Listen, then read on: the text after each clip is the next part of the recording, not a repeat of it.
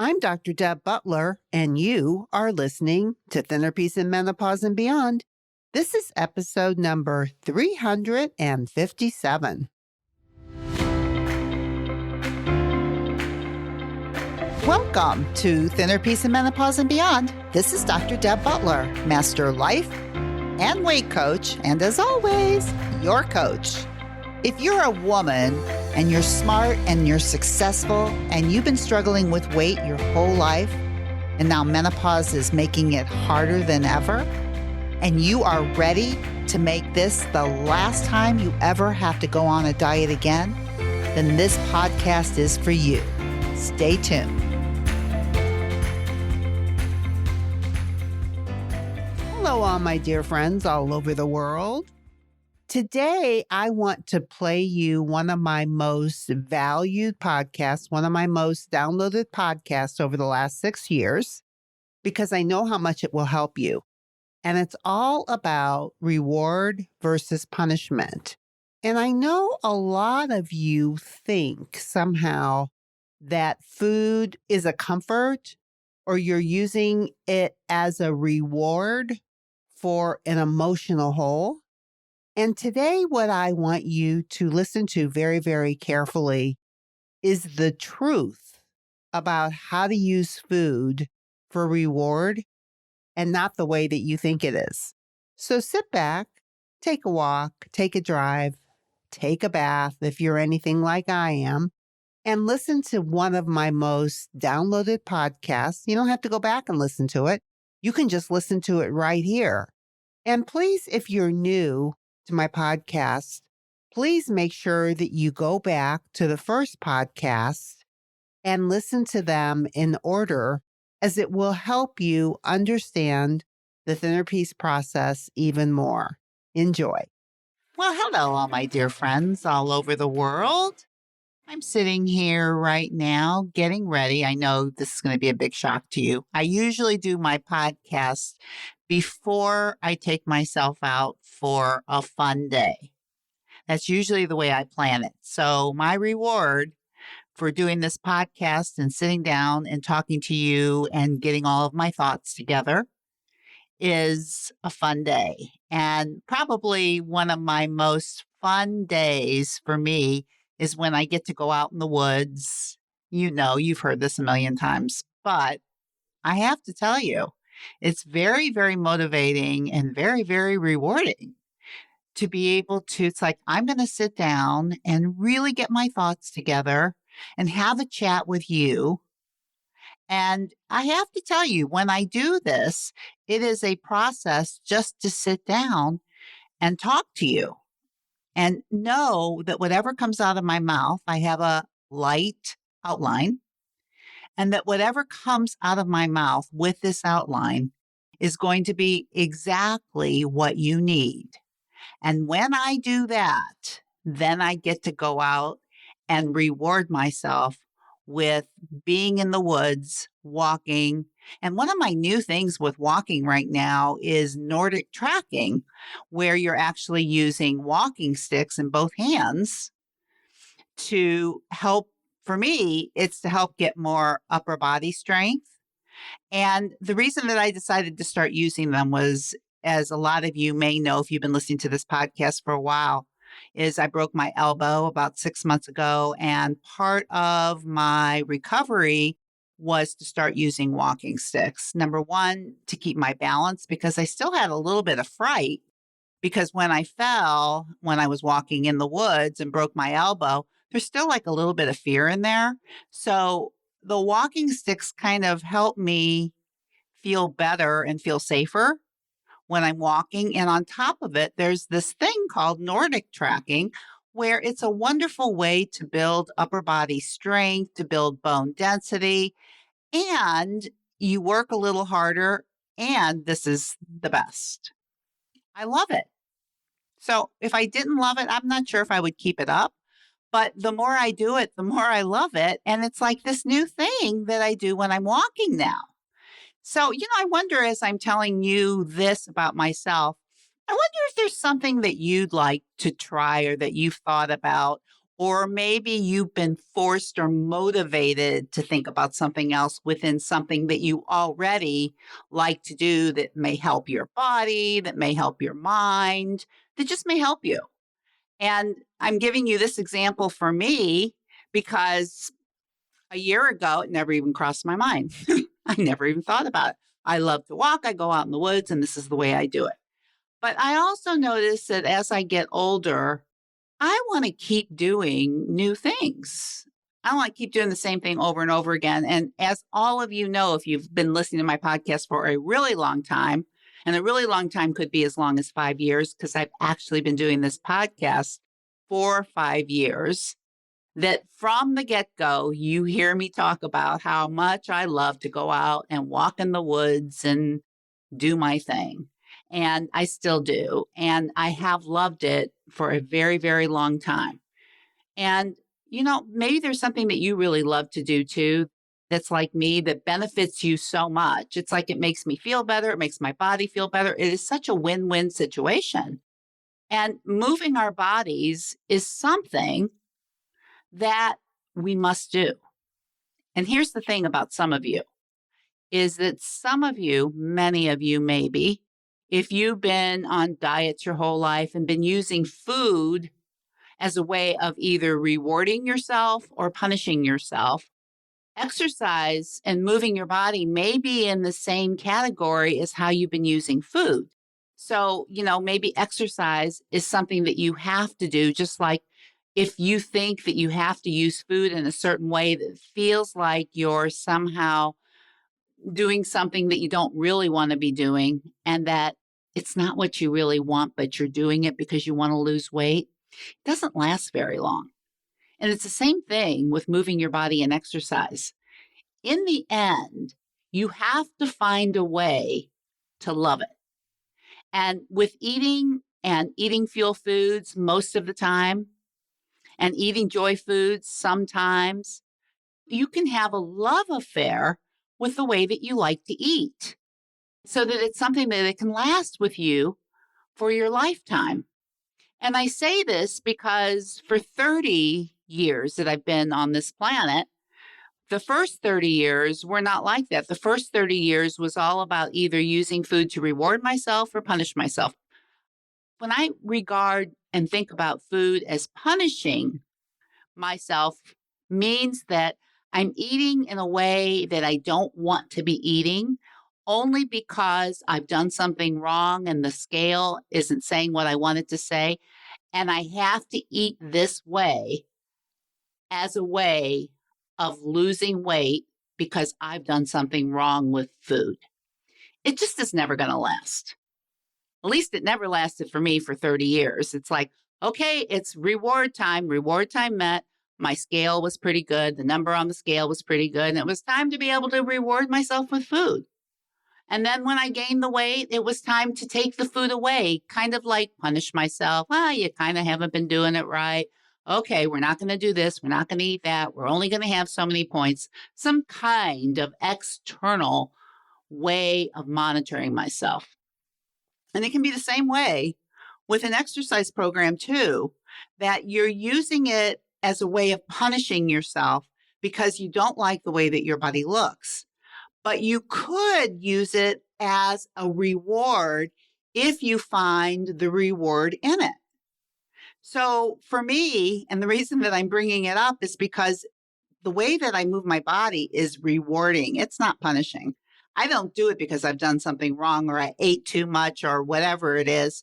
I do it because I love it and because it gives me so much back and I feel so good. So if we were looking at emotions, maybe when I first go out for my walk and we think about the emotional hunger scale, or we think about emotions and they go from a -10 to a +10, I could be in the -2 range, -3 range. I just got through, even like when I'm working with you and I'm talking with you. Right now, I'm kind of working and I'm thinking and I'm talking, and it takes a certain amount of energy out of me to do this. And I love doing it, but still, it takes something out of me. So when I get off from doing this, I may feel my body feel a little constricted, a little restricted, a little tight. But see, I already told you, I know what I'm doing after this. I know what I'm going to do to make myself feel different, right? It's a reward. And it's the same thing with food. You can use food as a reward for taking excellent care of yourself. So, okay, so there's cookies, and then there's a salad, and you're at a -2. So maybe your little brain's saying, that cookie looks good. But you know, in the end, it is not going to be rewarding. You know, in the end, what's going to feel the very, very best when you're at a -2 is you want to fuel yourself with something that's going to fill you up. So the salad seems like a much, much better idea. It feels rewarding. And I want you to think about that because one of the things that one of my clients brought up to me last week that I wanted to share with you as I'm talking about this reward punishment with moving our bodies, with eating, with taking care of ourselves, that in the end, the way that our brains work, our brains love pleasure and goes towards pleasure, right? And if we're thinking all of this stuff is terrible, you're going to have a rough thing with your brain to try to keep it up. So, one of the things that my clients asked me, she says, what was it in you when you were on your journey that made you want to eat the way that you're eating? She was really, really curious about this because she's in the middle of, losing her last 5 or 10 pounds. And she's lost some of her motivation. Number one of the reasons that she's lost some of her motivation is because of all the coaching that we've done. She's very, very happy with herself. And so when she hired me, she was miserable. And she thought it was her weight that was causing her misery. And after we did a lot of coaching on her mind and we started working on what she was putting in her mouth, she started getting happier and happier. And when she was happier, she hired me to lose weight so she would be happier. But what happened in the middle of this is she got happy and content without losing all the weight. And it was very confusing for her because she wasn't miserable anymore. So, what was going to motivate her to keep going if she's not miserable anymore? And I want you to really think about this too. Is I think a lot of you lose weight because you don't feel good about yourself. And you think that the weight loss is what's going to make you feel better about yourself. And yet, what I notice with my clients, because it is a process that I use that doesn't just have to do with food, it has to do with how you manage your mind and how you think about everything in your life. And so, as you start changing the way you think about everything in your life and you start feeling better, all of a sudden, this weight loss sometimes is not as motivating. For some of my clients, they find their happiness level without having to lose more weight, which is astonishing to them. And this isn't all my clients, but I think it's very interesting with some of my clients how they were more motivated to want to lose weight when they didn't like themselves, thinking that weight loss would give it to them. And then all of a sudden they go, wow, I really do like myself now. So, what's going to motivate me to lose weight if I like myself and I'm happy already? And this is what I'm talking about for all of you is that being miserable isn't what's going to motivate you, but wanting to take excellent care of yourself from a place of love and feeling happy and kind of accepting of yourself is a much better way to do it. And then to feel like you're rewarding yourself with the way that you're eating and rewarding yourself with the way that you're moving your body. And the reward is like a couple of things. Yes, you start losing weight, but more than anything, you start having confidence in yourself and you start feeling better about yourself. And as you start feeling better about yourself, if you've never felt good about yourself before and you think weight loss is what's going to do it, it's astonishing when that happens. And then you have to decide, well, do I still want to lose that weight and be happy? And I'm already happy with myself. I want you to think about that as you're on this journey is how can I be happy and content with myself as I'm going through this journey, as opposed to thinking I'll be happy and content with myself when I end this journey, when I lose all the weight? Because, sweetheart, I got news for you. It doesn't work like that. After working with hundreds and hundreds of women, I've seen it all. And in the end, the reason they end up losing their weight is because they get to this point of love and self acceptance while they're in the middle of doing this. And they feel like they're rewarding themselves when they put food in their mouth, when they put fuel in their mouth, when they're eating between the twos, when they're eating their planned joy eats and really enjoying a cookie or really enjoying potato chips and stopping the minute they're done. All of this becomes more of a reward for taking care of yourself and feeding yourself when you're hungry and stopping when you're full. It doesn't feel like a punishment anymore because there's nothing wrong with you and you already love and accept yourself. So when I was talking to this client, she said, "What was it for you? If you could say one thing, what changed it for you?" And she was wondering because she knows that I changed my career, like when I was in my mid 50s, from being a full time chiropractor to going into coaching and ending up being a full time coach. She said, "What was it for you, number one, with how you came up with a weight loss process? And number two, why you became a coach and how you decided to do this?" And I think it's worth explaining it to you too I really love the idea of coaching. And I started out with Martha Beck and got certified with her, which was a beautiful experience and helped me understand how to manage my mind better. But then when it came to deciding on a niche, on who I wanted to help, that's when I got really honed in on this whole idea of weight loss and how weight loss came up for me because I was a chiropractor. I knew a lot about nutrition. I've been helping with people with that for years, just in terms of how to get out of pain, how to get healthier. I've been doing it for years from a physiological standpoint. And of course, I couldn't help myself, but do it from an emotional standpoint too, because it was just in me. So when I became certified by Martha Beck and I wanted to be a coach and I was trying to figure out a niche, I met a woman who was part of Martha Beck's tribe, who became one of my coaches, and she was calling herself a weight loss coach.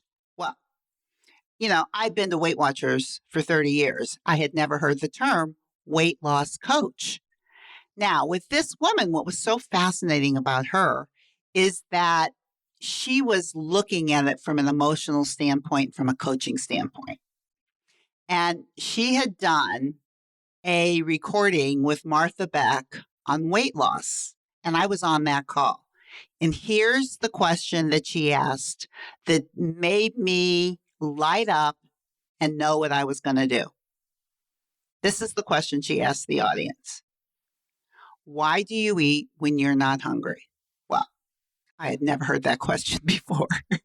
And I mean, it just lit up my mind because I started thinking why do I eat when I'm not hungry?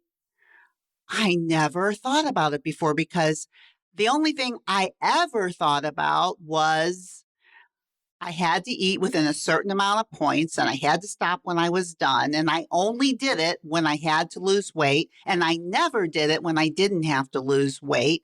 And so I never thought about, well, why do I eat when I'm not hungry? I eat when I'm not hungry when I don't have to lose weight. Because I could. I could eat whatever I want. I don't have to be hungry. But when she said that, and then she said this is the two things that changed everything for me. She said, all you have to do is eat when you're hungry and stop when you're full and ask yourself the question, why don't you? And you know what I did after that? I just started testing what it was like to eat when I'm hungry and stop when I'm full. And to make a long story short, I ended up working with this woman. She now owns the Life Coach School. Her name is Brooke Castillo. But At that time, she was kind of fresh and I was fresh. And this concept was amazing to me.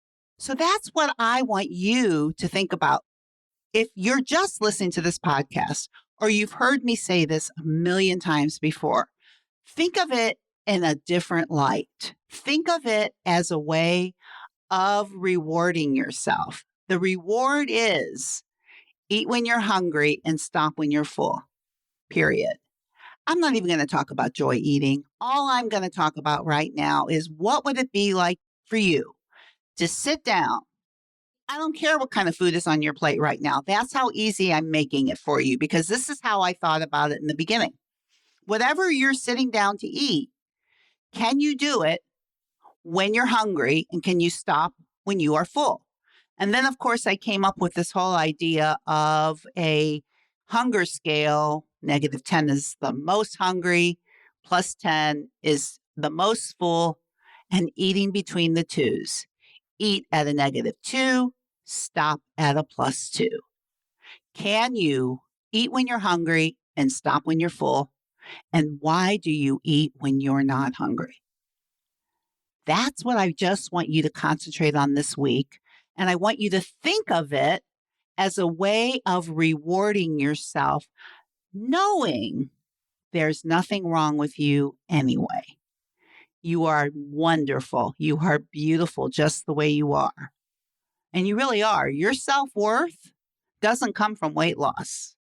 Your self-worth comes because you were born with it and someone either helped keep that alive for you, knowing your worthiness, or maybe someone helped tear it down for you. But you were born with self-worth. You are worthy. All the weight loss in the world isn't going to make you more worthy. But I will tell you what, feeling good about yourself starts first. Losing weight starts second. And the best way to do that is to just say to yourself, sweetheart, all we have to do today is eat when we're hungry and stop when we're full and just question ourselves, why are we eating if we're not hungry? And I say we, like you and yourself, me and myself, you're a team. I just want you to think about that this week because for my client, it really helped her, even though she's been working with me for a long time, just like for you. You might have been listening to me for a long time too, but maybe you hear this in just a different way. Could it be that simple? This whole thinner piece process that I ended up creating all started from that and all started from me just doing that. And not only that, realizing that moving my body is something that feels good to me, just like taking care of myself feels good to me. That's what feels good. That's what's rewarding. That is the reward. And that helps you feel good about yourself. That makes you feel love for yourself. You need to be rewarded. It's your life. Reward yourself and do it with things that are going to give you the results that you want. And I'm going to end this by saying one other thing to yourself. Whatever you do, don't ever tell yourself you're not in control because you are controlling everything. If you're putting food in your mouth when you're not hungry, you're controlling that. You're making a decision to eat and you're in control. And when you tell yourself you're not in control, you can't control it. So from here on out, don't ever say to yourself, I'm not in control. You are always in control. You might not like what you've done, but you controlled it. You might not like the results, but you controlled it. And if you controlled what you put in your mouth when you didn't want to eat, you could also control yourself and you would be able to say, stop it, or no, sweetheart, not today. You are the one that's in control. So that's what I have for you today. Reward and punishment. Reward is the best way to be able to get what you want. Rewarding yourself, believing that you're rewarding yourself. So no matter what else you do today or where else you go today, as you feel this wonderful feeling about yourself, please, please, please be very, very kind to yourself. And I will see you next week. Bye-bye. If you're loving my podcast and you would like some more information to be able to follow along with, then please go to drdebbutler.com/change, and you can get a free copy of my companion book that goes with this podcast that I refer to in many different episodes.